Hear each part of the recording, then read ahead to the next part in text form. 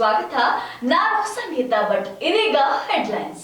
Big boss ಖ್ಯಾತಿಯ ಅಂಜಲಿ ಅರೋರಾ ಅವರು ಚಿತ್ರರಂಗದಲ್ಲಿ ಯಾವುದೇ ರೀತಿಯ ಅವಕಾಶ ಸಿಗ್ತಾ ಇಲ್ಲ ಅಂತ ಇದೀಗ ಥೈಲ್ಯಾಂಡ್ ನಲ್ಲಿ ಬಾರ್ ಡಾನ್ಸರ್ ಆಗಿ ಕೆಲಸ ಮಾಡ್ತಾ ಇದ್ದಾರೆ.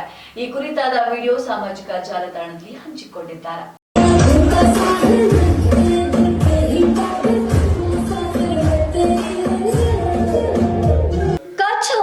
ಹಾಡಿನಿಂದ ಜನಪ್ರಿಯತೆ ಪಡೆದಿರುವ ಸೋಷಿಯಲ್ ಮೀಡಿಯಾ ಇನ್ಫ್ಲುಯೆನ್ಸರ್ ನಟಿ ಅಂಜಲಿ ಅರೋರಾ ಇತ್ತೀಚೆಗೆ ಥೈಲ್ಯಾಂಡ್ ಪಟ್ಟಯಾದ ಒಂದು ನೈಟ್ ಕ್ಲಬ್ ನಲ್ಲಿ ಡ್ಯಾನ್ಸ್ ಮಾಡಿದ್ದಾರೆ. ಈ ಹಿಂದೆ ಇವರ ಖಾಸಗಿ ವಿಡಿಯೋ ಒಂದು ಲೀಕ್ ಆಗಿತ್ತು. ಪಟ್ಟಯಾದ ಐಷಾರಾಮಿ ಕ್ಲಬ್ ನಲ್ಲಿ ಅಂಜಲಿ ಅರೋರಾ ಓ ಸಾಕಿ ಸಾಕಿ ಹಾಡಿಗೆ ಡ್ಯಾನ್ಸ್ ಮಾಡಿರುವ ವಿಡಿಯೋ ಈಗ ವೈರಲ್ ಆಗಿದೆ. ಬೆಂಗಳೂರಿನಲ್ಲಿ ಅದೆಷ್ಟೋ ರಸ್ತೆಗಳಲ್ಲಿ ಗುಂಡಿಗಳು ಹೆಚ್ಚಾಗಿರುವ ಕಾರಣ ಬಿಬಿಎಂಪಿಯವರು ರಜೆಯನ್ನು ಲೆಕ್ಕಿಸದೆ ಗುಂಡಿಯನ್ನ ಮುಚ್ಚುವ ಕಾರ್ಯವನ್ನ ಪ್ರಾರಂಭಗೊಳಿಸಿದ್ದಾರೆ.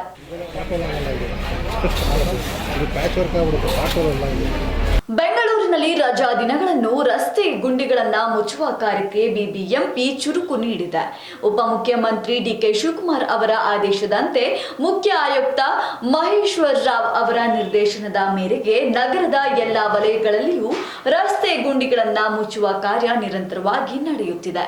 ಬಿಹಾರದಲ್ಲಿ ರಾಹುಲ್ ಗಾಂಧಿ ಅವರ ನೇತೃತ್ವದಲ್ಲಿ ನಡೆದಿರುವಂತಹ ವೋಟ್ ಅಧಿಕಾರ ಯಾತ್ರೆ ಇಂಡಿಯಾದ ಗೇಮ್ ಚೇಂಜರ್ ಅಂತ ಡಿಕೆ ಶಿವಕುಮಾರ್ ಮಾಧ್ಯಮದವರ ಮುಂದೆ ಹೇಳಿಕೆಯೊಂದನ್ನ ನೀಡಿದ್ದಾರೆ. See, the Yatra in Bihar is a big game changer in the country. The issue which Rahul Gandhi has raised from Karnataka to Bihar has become the talk of the country. He is not fighting for himself. He is fighting for justice for a common man, which the constitution has been given. ನಗರದಲ್ಲಿ DCM DK Shivakumar ಅವರು ರಾಹುಲ್ ಗಾಂಧಿ ನೇತೃತ್ವದಲ್ಲಿ ಬಿಹಾರದಲ್ಲಿ ನಡೆಯುತ್ತಿರುವ vote ಅಧಿಕಾರ ಯಾತ್ರೆ ದೇಶದ ಪಾಲಿನ game changer ಎಂದು ಬಳಸಿದ್ದಾರೆ. ರಾಹುಲ್ ಗಾಂಧಿ ಅವರು ಕರ್ನಾಟಕದಿಂದ ಬಿಹಾರದವರೆಗೆ ಧ್ವನಿ ಎತ್ತಿರುವ ವಿಚಾರದ ಬಗ್ಗೆ ಇಡೀ ದೇಶವೇ ಚರ್ಚಿಸುತ್ತಿದೆ. ರಾಹುಲ್ ಗಾಂಧಿ ಅವರು ತಮ್ಮ ವೈಯಕ್ತಿಕ ಲಾಭಕ್ಕಾಗಿ ಅಲ್ಲ, ಸಂವಿಧಾನದತ್ತವಾಗಿ ದೇಶದ ಸಾಮಾನ್ಯರಿಗೆ ಸಿಕ್ಕಿರುವ ಹಕ್ಕಿನ ರಕ್ಷಣೆಗೆ ಹೋರಾಡುತ್ತಿದ್ದಾರೆ ಎಂದು ತಿಳಿಸಿದ್ದಾರೆ. ಬೂಕರ್ ಪ್ರಶಸ್ತಿ ವಿಜೇತೆ ಬಾನು ಮುಸ್ತಾಕ್ ಅವರು ಈ ಬಾರಿಯ ದಸರಾವನ್ನ ಉದ್ಘಾಟಿಸಲಿದ್ದಾರೆ. ಆದ್ರೆ ಇದಕ್ಕೂ ಸಹ ಧರ್ಮದ ಪೆಟ್ಟು ತಗುಲಿಸುತ್ತಿದೆ ಅಂತ ಯತ್ನಾಳ್ ಅವರು ಒಂದು ಹೇಳಿಕೆಯನ್ನ ನೀಡಿದ್ದಾರೆ. ಬೂಕರ್ ಪ್ರಶಸ್ತಿ ವಿಜೇತೆ ಬಾನು ಮುಸ್ತಾಕ್ ಅವರಿಂದ ದಸರಾ ಉದ್ಘಾಟನೆ ಆಗಲಿದೆ ಎಂದು ಮುಖ್ಯಮಂತ್ರಿ ಸಿದ್ದರಾಮಯ್ಯ ಹೇಳಿಕೆ ನೀಡಿದ್ದರು. ಇದಕ್ಕೆ ಶಾಸಕ ಯತ್ನಾಳ್ ವಿರೋಧಿಸಿ ವ್ಯಕ್ತಪಡಿಸಿದ್ದಾರೆ. ನಿನ್ನೆ ಟ್ವೀಟ್ ಮಾಡಿರುವ ಯತ್ನಾಳ್, ನಾನು ಬಾನು ಮುಸ್ತಾಕ್ ಅವರನ್ನ ಲೇಖಕಿ ಹಾಗೂ ಹೋರಾಟಗಾರ್ತಿಯಾಗಿ ಗೌರವಿಸುತ್ತೇನೆ. ಆದರೆ ದೇವಿಗೆ ಪುಷ್ಪಾರ್ಚನೆ ಸಲ್ಲಿಸಿ ದಸರಾವನ್ನ ಉದ್ಘಾಟಿಸುವುದು ಅವರ ಸ್ವಂತ ಧಾರ್ಮಿಕ ನಂಬಿಕೆಗಳಿಗೆ ವಿರುದ್ಧವಾಗಿದೆ ಎಂದು ಹೇಳಿದ್ದಾರೆ. ಮತ್ತಷ್ಟು ರೋಚಕ ಸುದ್ದಿಗಳನ್ನ ವೀಕ್ಷಿಸೋಣ ಸಣ್ಣದೊಂದು ವಿರಾಮದ ನಂತರ. ನಿಮ್ಮ ಟಿವಿ4 ಕನ್ನಡ ಚಾನೆಲ್ನಲ್ಲಿ ವಿನೂತನ ಕಾರ್ಯಕ್ರಮಗಳು.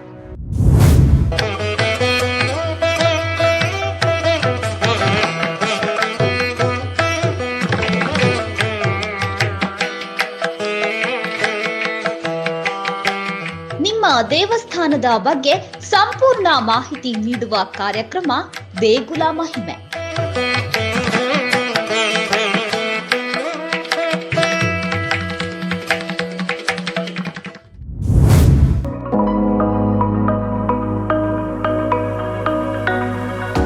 ನಿಮ್ಮ ಹೋಟೆಲ್ನ ರುಚಿಯ ಬಗ್ಗೆ ಸಂಪೂರ್ಣ ಮಾಹಿತಿ ನೀಡುವ ಕಾರ್ಯಕ್ರಮ ಅಬ್ಬಬ್ಬಾ ಎಂಥ ರುಚಿ.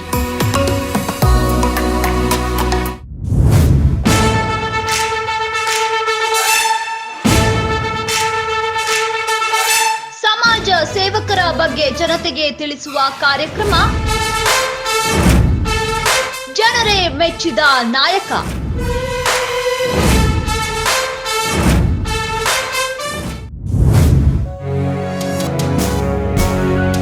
ಕನ್ನಡ ಚಲನಚಿತ್ರಗಳ ಬಗ್ಗೆ ಸಂಪೂರ್ಣ ಮಾಹಿತಿ ನೀಡುವ ಕಾರ್ಯಕ್ರಮ ಫಿಲ್ಮಿ ಚಿಟ್ ಚಾಟ್.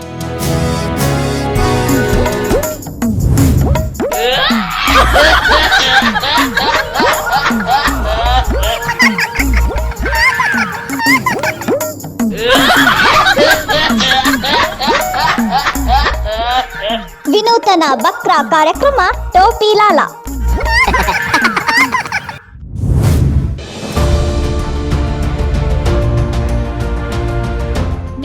ಜನರ ಮಾತು TV4 ಕನ್ನಡ ಚಾನೆಲ್ನೊಂದಿಗೆ ವಿಶೇಷ ಕಾರ್ಯಕ್ರಮ ಪಬ್ಲಿಕ್ ರೌಂಡ್ ಅಪ್. ನಿತ್ಯ ನಿಜ ನಿರಂತರ ತಾಜಾ ಸುದ್ದಿಯೊಂದಿಗೆ ನಿಮ್ಮ TV4 ನ್ಯೂಸ್. ವಿರಾಮದ ನಂತರ TV4 ಕನ್ನಡ ಸುದ್ದಿವಾಹಿನಿಗೆ ಮತ್ತೆ ಸ್ವಾಗತ. ಥೈಲ್ಯಾಂಡ್ನಲ್ಲಿ ಒಬ್ಬ ಸಾಧು ಒಂದಲ್ಲ ಎರಡಲ್ಲ ಬರೋಬ್ಬರಿ 50 ವರ್ಷಗಳಿಂದ ಧ್ಯಾನ ಮಾಡುತ್ತಿರುವಂತಹ ವಿಶೇಷ ವಿಡಿಯೋ ಸಾಮಾಜಿಕ ಜಾಲತಾಣದಲ್ಲಿ ಎಲ್ಲರಿಗೂ ಅಚ್ಚರಿ ಮೂಡಿಸಿದೆ. ಈ ಕುರಿತಾದ ವಿಡಿಯೋ ಇಲ್ಲಿದೆ ನೋಡಿ.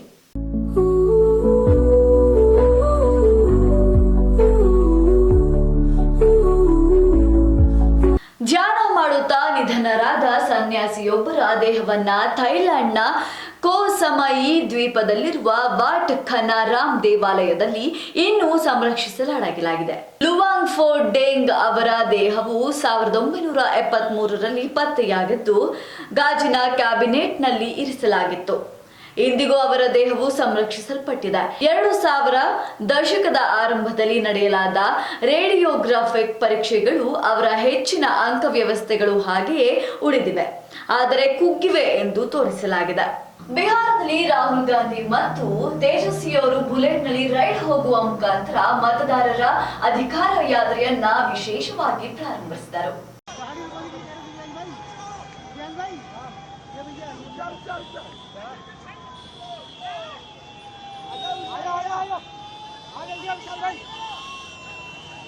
ಕಾಂಗ್ರೆಸ್ ಸಂಸದ ಮತ್ತು ಲೋಕಸಭೆಯ ವಿರೋಧ ಪಕ್ಷದ ನಾಯಕ ರಾಹುಲ್ ಗಾಂಧಿ ರಾಷ್ಟ್ರೀಯ ಜನತಾ ದಳ ನಾಯಕ ತೇಜಸ್ವಿ ಯಾದವ್ ಅವರೊಂದಿಗೆ ಬಿಹಾರದ ಪೂರ್ಣಿಮಾ ಜಿಲ್ಲೆಯ ಭಾನುವಾರ ಮತದಾರರ ಅಧಿಕಾರ ಯಾತ್ರೆಯನ್ನ ಮುಂದುವರೆಸಿದರು. ರಾಜ್ಯದ ಮತದಾರರ ಪಟ್ಟಿಯ ವಿಶೇಷ ತೀವ್ರ ಪರಿಷ್ಕರಣೆ ವಿರುದ್ಧ ಪ್ರತಿಭಟನೆ ಆರಂಭಿಸಿದ್ದರು.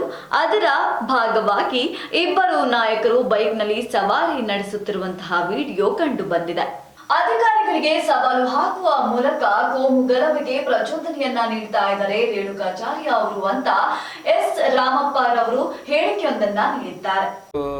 ಜಿಲ್ಲಾಧಿಕಾರಿಗಳಿಗೆ ಮತ್ತು SP ಅವರಿಗೆ ನಿಮಗೆ ತಾಕತ್ತಿದ್ರೆ ನಿಲ್ಲಿಸ್ರಿ ಅಂತ ನಮ್ಮ ರೇಣುಕಾ ಸ್ವಾಮಿ ಚಾಲೆಂಜ್ ಮಾಡಿ ಹೇಳ್ತಾರೆ. ಅದು ಒಬ್ಬ ಮಾಜಿ ಸಚಿವರಾಗಿ ಆ ಥರ ಚಾಲೆಂಜ್ ಮಾಡೋದಲ್ಲ.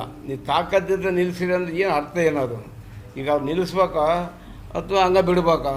ನಿಲ್ಲಿಸ್ಲೇಬೇಕಾಗತ್ತೆ. ನಿಲ್ಲಿಸ್ಬೇಕಾದಾಗ ಅಲ್ಲಿ ಉದ್ಭವ ಆಗ್ತೈತೆ, ಭಾಳ ದೊಡ್ಡ ಗಲಾಟೆ ಆಗ್ತೈತಿ. ಅದು ಒಂಥರ ಯಾವುದ್ಯಾವುದೋ ಕೋಮ ಗಲಿಬಿಗೆ ಕೂಡ ಹೋಗ್ಬೋದು. ಅದು ಆವಾಗ ಅಂಥ ಸಂದರ್ಭದಲ್ಲಿ ಯಾರ ಕೈಲಿ ಬಗ್ಸೋಕ್ಕಾಗ್ತದೆ? ಅದು ಅವ್ರು ಏನೋ ಸೌಜನ್ಯ ರೀತಿಯಿಂದ ಹೇಳ್ಬೇಕಾಯ್ತು. ಒಬ್ಬ ಮಾಜಿ ಮಿನಿಸ್ಟರ್ ಆದವರು ಬೇಡ ಅದರಿಂದ ಹಿಂದೂ ಹುಡುಗರಿಗೆ ಇದಾಗ್ತೈತಿ, ಅದನ್ನ ಜೀಜಿ ಕೊಡ್ರಿ ಅಂತ ಏನೋ ಒಂದು ಹೇಳ್ಬೋದಾಗಿತ್ತು. ತಾಕತ್ತು ನಿಲ್ಲಿಸ್ರಿ ಅಂತಂದು ಸುಮಾರು ಸರಿ ಹೇಳ್ತಾರೆ ಅವರು. ಅದು ಅವರೊಂದು ಇದಕ್ಕೆ ಮಾಜಿ ಸಚಿವರಾಗಿ CM ಕಾರ್ಯದರ್ಶಿಯಾಗಿ ಅವ್ರು ಹಂಗೆ ಹೇಳೋದು ಅಲ್ಲದು. ಯಾಕಂದರೆ ಆ ಥರ ಹೇಳಿಕೆ ಕೊಡೋಂಥದ್ದಲ್ಲ ಅವರು. ಅದರಿಂದ ಹಿಂದೂ ಯುವಕರಲ್ಲಿ ಮುಸ್ಲಿಮ್ಸ್ ಯುವಕರಲ್ಲಿ ಯಾರಿಗೂ ಕೂಡ ಇವತ್ತು ಎಲ್ಲರಿಗೂ ಕೂಡ ಒಂದು ಪ್ರೀತಿ ವಿಶ್ವಾಸದಿಂದ ಹೋಗೋಂಥ ಸಂದರ್ಭ. ಯಾಕಂದರೆ ಇವು ಸುಮ್ಮನೆ ಆವಾಗ ನಾನು ಈಗ ಶನಿವಾರ ಸ್ಟೇಟ್ಮೆಂಟ್ ಇದು ಮಾಡಿದ್ರು. ಈ ವಾರದಾಗ ಕರೀತಾರೆ, ಮೀಟಿಂಗ್ ಕರೆದು ದೊಡ್ಡ ದಾನ್ಲಿ ಮಾಡಿ ಮತ್ತು ಕುಂದಿಸ್ಲೇಬೇಕಂತ ಚಾಲೆಂಜ್ ಮಾಡಿ ತಾಕತ್ತಿಗೆ ನಿಲ್ಲಿಸಿ ಅಂತಂದರೆ ಅದು ತಾಕತ್ತು ಪ್ರಶ್ನೆ ಬರ್ತದೆ. ಹಂಗೆ ಅನ್ಬೋದು, ಹಂಗೆ ಅವರು ಅಂದಬಾರ್ದಂಗೆ ಅವರ ಮಾಜಿ ಶಾಸಕರಾಗಿ ಅವರು ಆ ಥರ ಅಂದದ್ದು ದೊಡ್ಡ ತೆಪ್ಪದು. ಅವ್ರನ್ನ ಹಿಂಗೆ ಅವರು ಮತ್ತು ಹಠ ಮಾಡ್ಕೊಂತ ಹೋದ ಗಣೇಶನ ಭಗತ್ ತನಕ ಅವ್ರನ್ನ ತಗೊಂಡೋಗಿ ಒಳಗೆ ಜೈಲಿಗೆ ಹಾಕ್ಬೇಕಾಗಿತ್ತು ಅವ್ರು. ಯಾಕಂದರೆ ಇಲ್ಲಿ ಹೊರಗಿದ್ರೆ ಹಿಂದೂ ಮುಸ್ಲಿಂ ಗಲಾಟೆ ಎದುರಿಸ್ತಾರೆ. ಅದು ರಾಜಕೀಯ ಕತ್ಕೊಂತೈತಿ, ರಾಜಕೀಯ ಬೆಳೆಸ್ಕೋಬೇಕಂತೇಳಿ ಅವರು ತಾಕತ್ತಿದ್ರೆ ನಿಲ್ಲಿಸಿ ಅಂತಂದು ಇವತ್ತು ಜಿಲ್ಲಾಧಿಕಾರಿ. ದಾವಣಗೆರೆಯಲ್ಲಿ ಗಣೇಶ ಹಬ್ಬ ಮುಗಿಯುವ ತನಕ ಮಾಜಿ ಸಚಿವ MP ರೇಣುಕಾಚಾರ್ಯ ಅವರನ್ನ ಬಂಧಿಸುವಂತೆ ಕಾಂಗ್ರೆಸ್ ಪಕ್ಷದ ಮಾಜಿ ಶಾಸಕ ಎಸ್ ರಾಮಪ್ಪ ಆಗ್ರಹಿಸಿದ್ದಾರೆ. ಹರಿಹರದಲ್ಲಿ ಶನಿವಾರ ಮಾಧ್ಯಮದವರ ಜೊತೆ ಮಾತನಾಡಿದ ಅವರು, ರೇಣುಕಾಚಾರ್ಯ ಅವರು ಅಧಿಕಾರಿಗಳಿಗೆ ಸವಾಲು ಹಾಕುವ ಮೂಲಕ ಕೋಮು ಗಲಭೆಗಳಿಗೆ ಪ್ರಚೋದನೆ ನೀಡುತ್ತಿದ್ದಾರೆ ಎಂದು ಆರೋಪಿಸಿದರು. ಈ ಹಿನ್ನೆಲೆಯಲ್ಲಿ ಅವರನ್ನ ಕೂಡಲೇ ಬಂಧಿಸುವುದು ಸೂಕ್ತ ಎಂದಿದ್ದಾರೆ. ಬಾಗಲಕೋಟೆಯ ಆಸ್ಪತ್ರೆಯೊಂದರಲ್ಲಿ ರೋಬೋಟಿಕ್ ಯಂತ್ರದ ಮೂಲಕ ವ್ಯಕ್ತಿಯೊಬ್ಬನ ಮೊಣಕಾಲಿನ ಚಿಪ್ಪಿನ ಮರುಜೋಡಣೆ ಶಸ್ತ್ರಚಿಕಿತ್ಸೆ ಯಶಸ್ವಿಯಾಗಿದೆ. 100ಕ್ಕೂ ಹೆಚ್ಚು ಶಸ್ತ್ರಚಿಕಿತ್ಸೆಗಳನ್ನು ನೆರವೇರಿಸಿದೆ. 103 ಶಸ್ತ್ರಚಿಕಿತ್ಸೆಗಳು ಆಗಿದ್ದಾವೆ ಮತ್ತು ಚಿಕಿತ್ಸೆ ಬಹಳ ಫಲಕಾರಿ ಇದೆ. ಅಂದ್ರೆ ಇದು ಹೆಂಗಿದೆ ಅಂದ್ರೆ ಒಂದು ಪೇಷಂಟ್ಗಳು ಇನ್ನೊಂದಿಷ್ಟು ಪೇಷಂಟ್ಗಳು ಬರೋಕತ್ತಿರೋದೇ ಅದಕ್ಕೆ ನಿದರ್ಶನ ಅಂತ ನಾವು ಅಂದ್ರೆ ವೆರಿ ಸಕ್ಸಸ್ಫುಲ್ ರೋಬೋಟಿಕ್ ರಿಸಲ್ಟ್ಗಳು ಚೆನ್ನಾಗಿದೆ. ಸಾಮಾನ್ಯವಾಗಿ ನಾವು ನಾರ್ಮಲ್ ಮ್ಯಾನ್ಯುವಲ್ ನೀ ರಿಪ್ಲೇಸ್ಮೆಂಟ್ ಅಥವಾ ಕೈಯಿಂದ ಮಾಡುವಂಥ ಆಪರೇಷನ್ಗಳಿಗೂ ಮತ್ತು ಇದಕ್ಕೂ ರಿಕವರಿ ಪೀರಿಯಡ್ ಭಾಳ ಫಾಸ್ಟ್ ಇರ್ತದೆ. ನೀವು ನೋಡಿರುವಂತೆ ನೆಕ್ಸ್ಟ್ ಡೇ ಆಪರೇಷನ್ ಇವತ್ತಾಗಿದೆ ಅಂದರೆ ಮರುದಿವಸದಿಂದಾನೇ ಪೇಷಂಟ್ಗಳು ಅಡ್ಡಾಡಲಿಕ್ಕೆ ಸಾಧ್ಯವಾಗ್ತಾ ಇದೆ. ಆಲ್ಮೋಸ್ಟ್ 3-4 ದಿವಸಕ್ಕೆ ಮನೆಗೆ ಕಳಿಸ್ತಾ ಇದ್ದೀವಿ. ಇವರು 7-8ನೇ ದಿವಸಕ್ಕೆ ಈಗ he is very comfortable and ಆರಾಮ. ಸರ್ ಕಾಸ್ಟ್ ಬೆಂಗಳೂರು ಮತ್ತು ಇಲ್ಲಿ ಏನು ವ್ಯತ್ಯಾಸ ಆಗುತ್ತೆ ಸರ್ ಅಂತಂದ್ರೆ ಉತ್ತರ ಕರ್ನಾಟಕ ಅಂತಂದ್ರೆ ರೋಬೋಟಿಕ್ ತಂತ್ರಜ್ಞಾನದ ಮುಖಾಂತರನೇ ಶಸ್ತ್ರಚಿಕಿತ್ಸೆ ಮಾಡ್ಕೊಂಡು ಬೆಂಗಳೂರಲ್ಲಿ ಆಲ್ಮೋಸ್ಟ್ ಒಂದು ಮೊಳಕಾಲು ಚಿಪ್ಪಿಗೆ 2.5-3 ಲಕ್ಷದವರೆಗೂ ಖರ್ಚು ಬರ್ತಾ ಇದೆ. ಬಾಗಲಕೋಟೆಯಲ್ಲಿ ನಾವು ನಮ್ಮ ಜಿಲ್ಲೆ ಮತ್ತು ಸುತ್ತಮುತ್ತಲಿನ ಒಂದು 4-5 ಜಿಲ್ಲೆಗಳ ಪೇಷಂಟ್ಗಳಿಗೆ ನಾವು ಟ್ರೀಟ್ಮೆಂಟ್ ಕೊಡಕತ್ತೀವಿ ಈಗ. ಸೊ ಈ ಒಂದು 4-5 ಜಿಲ್ಲೆ ಬಾಗಲಕೋಟೆಯ ಜಿಲ್ಲೆಯ ಗುಳೇದ ಆಸ್ಪತ್ರೆಯಲ್ಲಿ ಶನಿವಾರ ನಡೆದ ಕರ್ನಾಟಕದ ಮೊಟ್ಟ ಮೊದಲ ಬಾರಿಗೆ ರೋಬೋಟಿಕ್ ಯಂತ್ರದ ಮೂಲಕ ಮೊಣಕಾಲು ಚಿಪ್ಪು ಮರು ಜೋಡಣೆ ಶಸ್ತ್ರಚಿಕಿತ್ಸೆ ಯಶಸ್ವಿಯಾಗಿದೆ. ಈ ಬಗ್ಗೆ ಡಾಕ್ಟರ್ ಉದಯಕುಮಾರ ಗುಳೇದ ಇಂದು ಸ್ಪಷ್ಟನೆ ನೀಡಿದ್ದಾರೆ. ಸುದ್ದಿಗೋಷ್ಠಿಯಲ್ಲಿ ಮಾತನಾಡಿದ ಅವರು, ಉತ್ತರ ಕರ್ನಾಟಕದಲ್ಲಿ ದತ್ತ ಬೆನ್ನು ಹುರಿ ಶಸ್ತ್ರಚಿಕಿತ್ಸೆ ನಡೆಸಿದ ಮೊದಲ ಆಸ್ಪತ್ರೆ ಎಂಬ ಹೆಗ್ಗಳಿಕೆಗೆ ಗುಳೇದ ಆಸ್ಪತ್ರೆ ಪಾತ್ರವಾಗಿದೆ ಎಂದು ಸಂತಸ ವ್ಯಕ್ತಪಡಿಸಿದ್ದಾರೆ. ಇವಿಷ್ಟು ಇವತ್ತಿನ ಪ್ರಮುಖ ಸುದ್ದಿಗಳು. ನಿತ್ಯ ನಿಜ ನಿರಂತರ ಸುದ್ದಿ ಹಾಗೂ ಮನೋರಂಜನೆಗೆ ವೀಕ್ಷಿಸಿ TV4 ಕನ್ನಡ ಸುದ್ದಿವಾಹಿನಿ. ನಾನು ಸಂಗೀತಾ ಭಟ್.